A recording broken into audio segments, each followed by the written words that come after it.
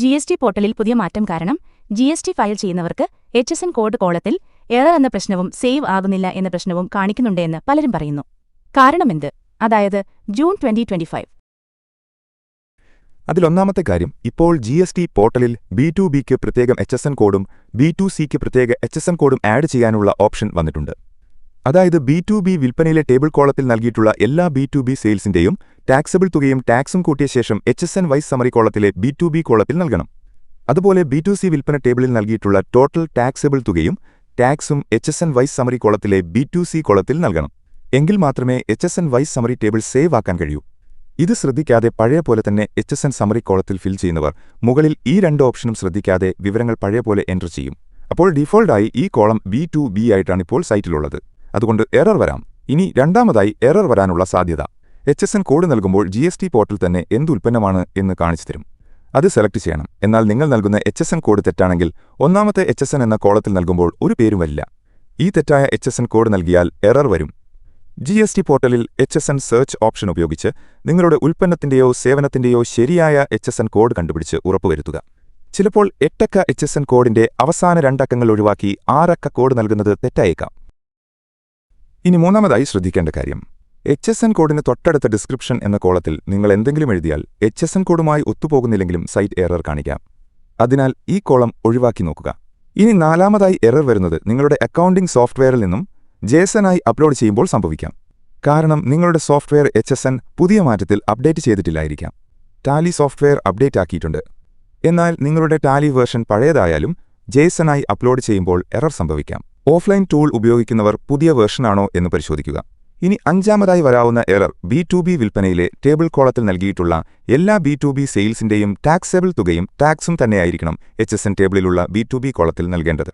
അതുപോലെ B2C വിൽപ്പനയിലെ table കോളത്തിൽ നൽകിയിട്ടുള്ള എല്ലാ B2C സെയിൽസിന്റെയും ടാക്സബിൾ തുകയും ടാക്സും തന്നെയായിരിക്കണം HSN ടേബിളിലുള്ള B2C കോളത്തിൽ നൽകേണ്ടത്. ഈ 5 കാര്യങ്ങളാണ് HSN ടേബിൾ സേവ് ആക്കാതിരിക്കുക. അതുപോലെ എറർ കാണിക്കുന്നതിന്റെ പ്രധാന കാരണം. ഇനി GST പോർട്ടൽ HSN മാറ്റത്തെ തുടർന്ന് എന്തൊക്കെ മറ്റു കാരണങ്ങൾ സംഭവിക്കാമെന്ന് നോക്കാം. ശ്രദ്ധിക്കേണ്ട കാര്യങ്ങൾ, ടേൺ ഓവർ പരിധി.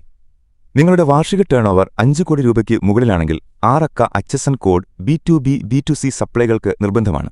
5 കോടിക്ക് താഴെയാണെങ്കിൽ B2Bക്ക് 4 അക്ക HSN കോഡും B2Cക്ക് HSN കോഡ് ഓപ്ഷണലുമാണ്. എങ്കിലും നൽകുന്നത് നല്ലതാണ്. കൃത്യമായ HSN കോഡ്. നിങ്ങളുടെ ഉൽപ്പന്നത്തിനോ സേവനത്തിനോ ഏറ്റവും അനുയോജ്യമായ HSN കോഡ് കണ്ടെത്താൻ GST പോർട്ടലിലെ സെർച്ച് HSN ഫീച്ചർ ഉപയോഗിക്കുക. B2B B2C വേർതിരിക്കുക. GSTR1ലെ ടേബിൾ 12ൽ HSN വിവരങ്ങൾ B2B B2C എന്നിങ്ങനെ കൃത്യമായി വേർതിരിച്ച് നൽകുക. ഒരുമിച്ച് നൽകുന്നത് അനുവദനീയമല്ല. വിവരങ്ങൾ ഒത്തുനോക്കുക.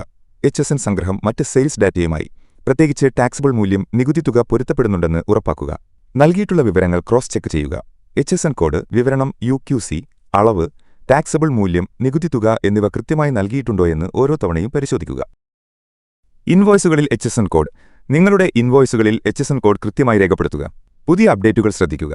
GST പോർട്ടലിൽ വരുന്ന പുതിയ അപ്ഡേറ്റുകളും അറിയിപ്പുകളും ശ്രദ്ധിക്കുക. ബ്രൗസർ കാഷെ ക്ലിയർ ചെയ്യുക.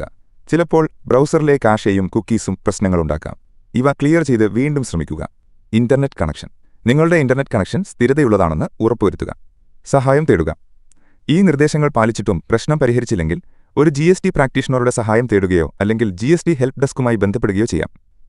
മായ ടാക്സിൽ പഠിച്ചവർക്ക് മായ ടാക്സിലേക്ക് വിളിച്ചാൽ സപ്പോർട്ട് ചെയ്തു തരുന്നതാണ്. അതുമാത്രമല്ല, പുതിയ മാറ്റം ടേബിൾ 13ൽ ഡോക്യുമെന്റ്സ് ഇഷ്യൂഡ് എന്ന കോളത്തിൽ നിങ്ങളുടെ ബിൽ നമ്പർ എത്ര തുടങ്ങി എത്ര വരെ വിറ്റു എന്ന കോളം കൂടി നിർബന്ധമാക്കിയിട്ടുണ്ട്. ഈ കോളം ഒഴിവാക്കിയാൽ ഇപ്പോൾ എറർ വരും. ഞാൻ സംസാരിക്കുന്നത് പെരുമ്പാവൂരിൽ അക്കൗണ്ടിംഗ് ജോലിക്ക് വേണ്ടിയുള്ള പ്രാക്ടിക്കൽ പരിശീലനം നടത്തുന്ന മായ ടാക്സ് ട്രെയിനിംഗ് സെന്റർ എന്ന സ്ഥാപനത്തിൽ നിന്നുമാണ്. നിങ്ങളുടെ മറ്റ് സംശയങ്ങൾ ഈ ചാനലിൽ നൽകിയിട്ടുണ്ട്. നിങ്ങൾക്ക് അക്കൗണ്ടിംഗ് ജോലി ആവശ്യമുണ്ടെങ്കിൽ ഓൺലൈനിലൂടെയോ നേരിട്ടോ വന്നു പഠിക്കാം. പഠനം കഴിഞ്ഞ് ജോലി നേടാൻ സഹായിക്കുകയും ജോലി ലഭിക്കുമ്പോൾ ജോലിസ്ഥലത്തുള്ള സംശയങ്ങൾക്ക് മായ ടാക്സിൽ നിന്നും ലൈവ് സപ്പോർട്ടും ലഭിക്കുന്നതാണ്. കൂടുതൽ അറിയാൻ റോബോട്ടിക് രീതിയിൽ പഠിപ്പിക്കുന്ന mayaTaxTraining.com എന്ന വെബ്സൈറ്റ് സന്ദർശിക്കുക. പുതിയൊരു ചിന്ത അക്കൗണ്ടിംഗ്